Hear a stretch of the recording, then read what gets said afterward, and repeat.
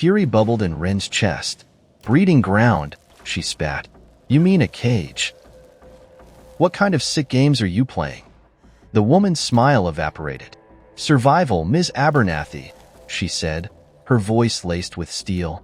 "We need your genes, and the genes of others like you, to rebuild humanity. The wasteland is a graveyard, but with the right stock." Wren cut her off. "Stock? I'm not cattle." She slammed her hand on the map, the faded ink smudging slightly. "This map, it wasn't about finding an oasis, was it? It was a way to lure me in." The woman's eyes flickered to the map, a flicker of something akin to fear crossing her face.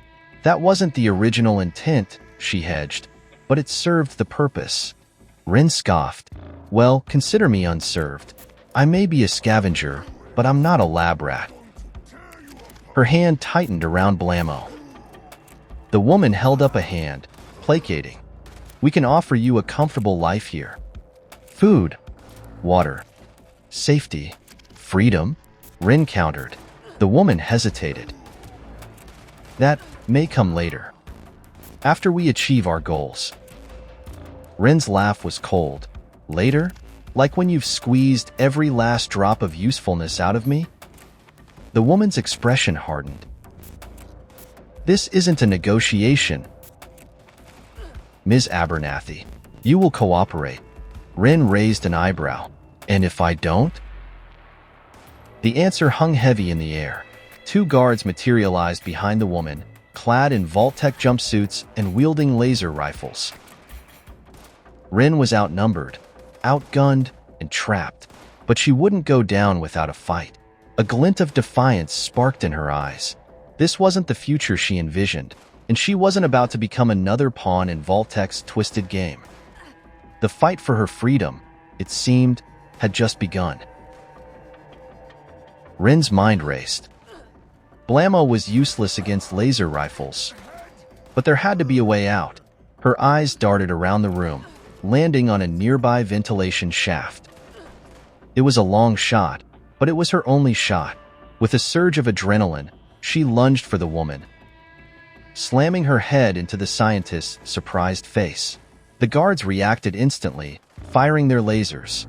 Wren dodged, the searing beams slicing past her.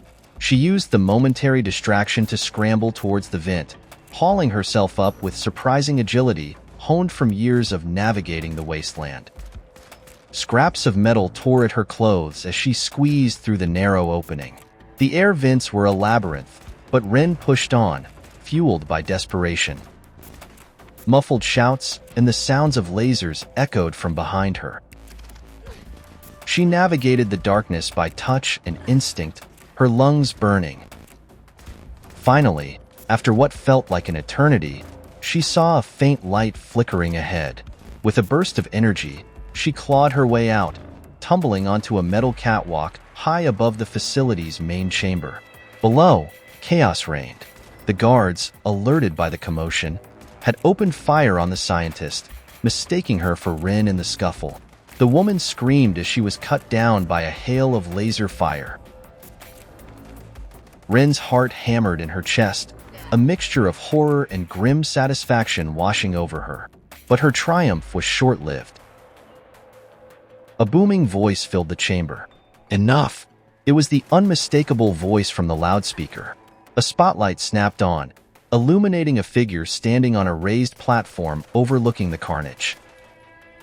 It was an older man, his face etched with lines and his eyes glinting with a cold authority. He wore a pristine Vault-Tec lab coat, but unlike the scientist, he exuded an aura of power. "Wren Abernathy," the figure boomed.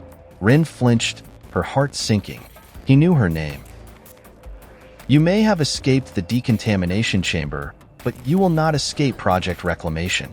This facility," he gestured with a flourish, "is not merely a breeding ground. It's a crucible, and you, Ms. Abernathy, are the final ingredient."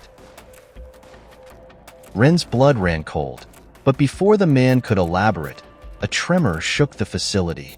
Warning klaxons blared, red lights strobing ominously. The ground began to rumble violently. The man's confident expression faltered, replaced by a look of dawning horror.